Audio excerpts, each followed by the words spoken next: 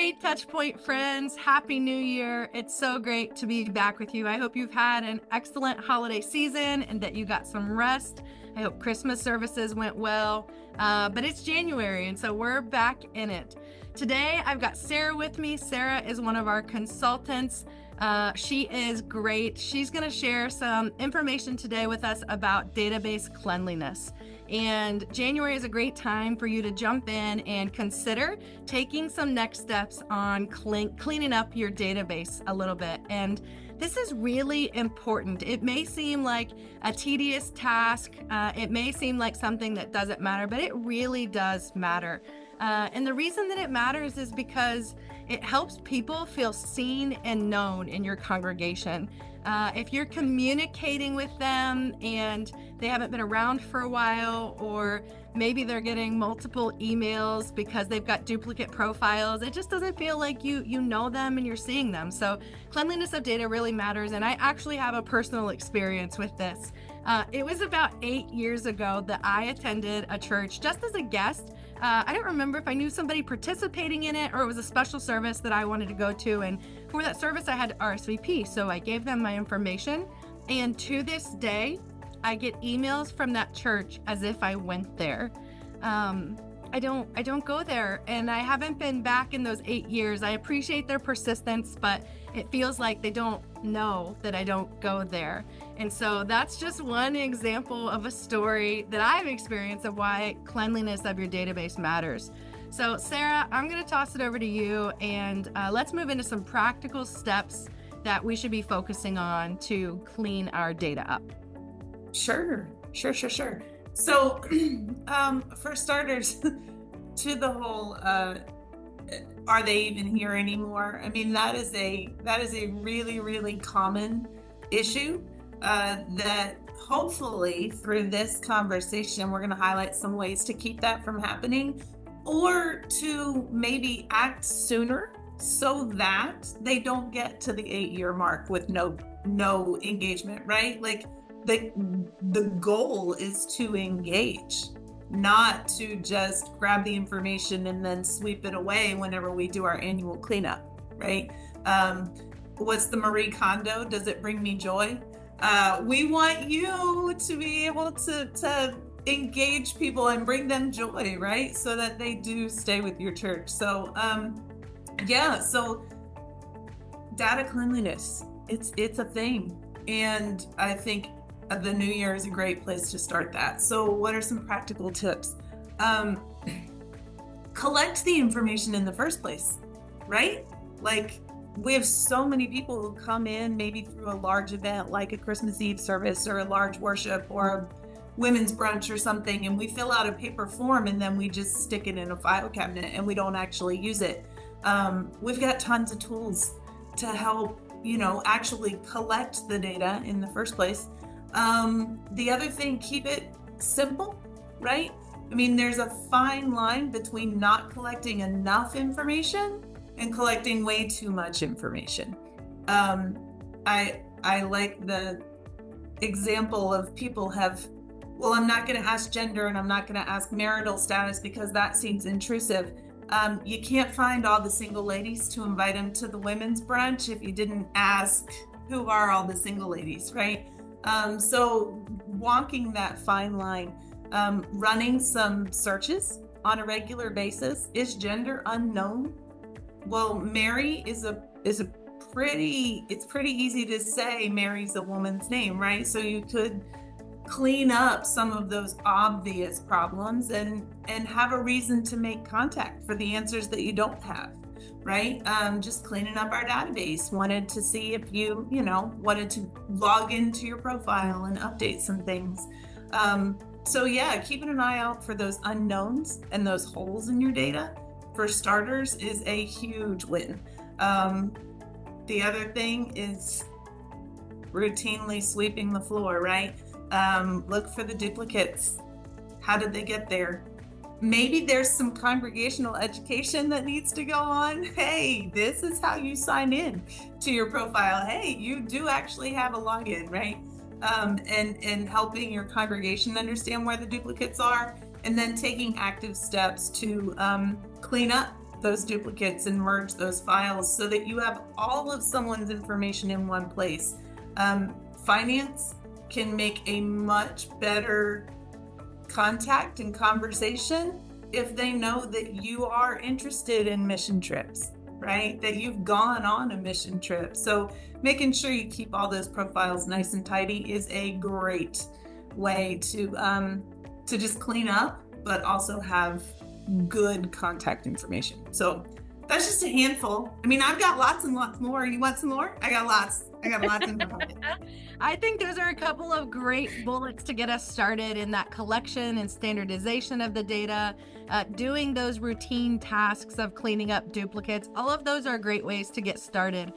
What about the story that I shared? How would you advise a church who maybe is still emailing people, reaching out to people who haven't attended in a long time? What's their best game plan?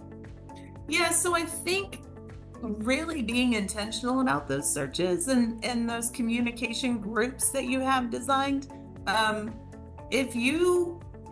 Here's an easy one that I liked to run, was if you have a weekly email that goes out, check the last 5 emails and see if the people who have received it have actually opened it. If they haven't actually opened it, maybe there's a different conversation you need to have and say, hey, do you still want to receive our information, right? Maybe you find out it's not getting to them. Maybe there's a spam filter, right? But it, like, just some things like that, doing really good key searches. Make sure that you're getting attendance. Maybe it doesn't look like this person is engaging because they're just not posting attendance or they're not in a group.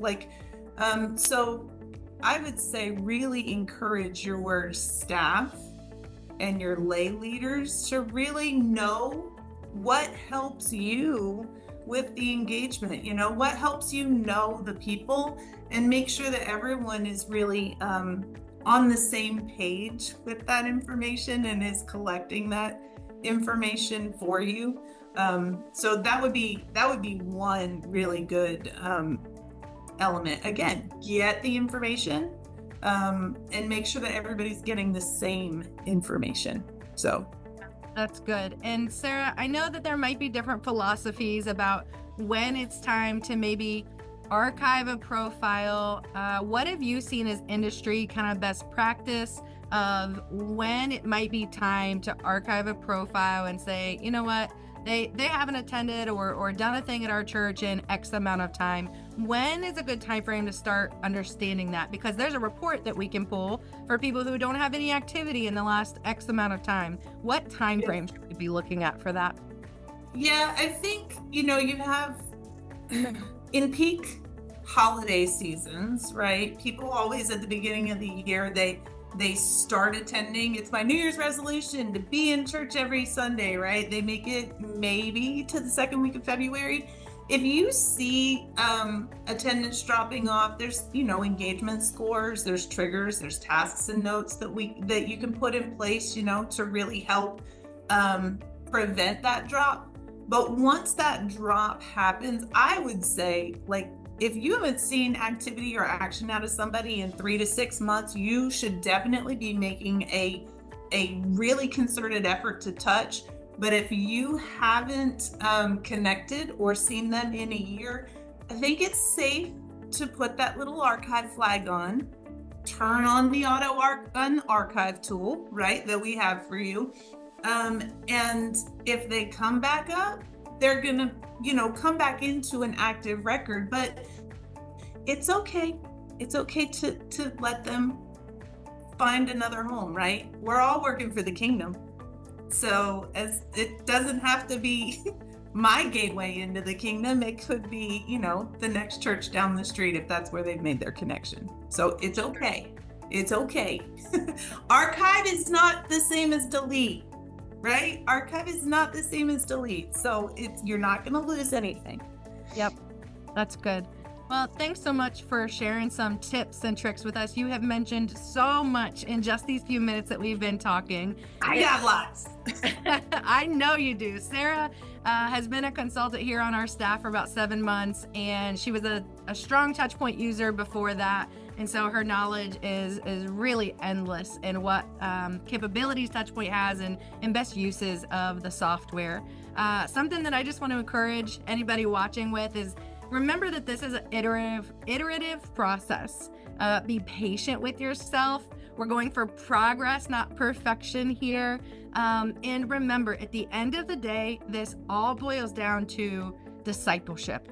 This clean data is just a tool to help us connect and care for people well. And again, that's why it matters.